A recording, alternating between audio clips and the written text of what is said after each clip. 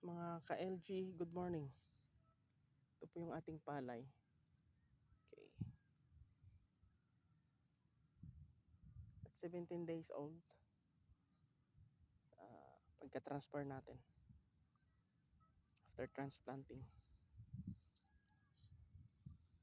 So, pag-spray tayo bago umulan ng diretso. Pag-spray tayo ng post-emergent herbicide. Ito na yung result niya ngayon. Matay na yung damo niya. Okay.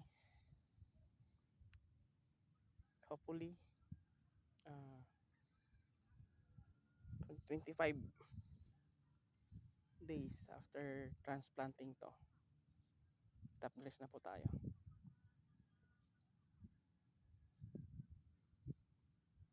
Ganda yung kanyang bulas, SL68. Ito po yung SL68.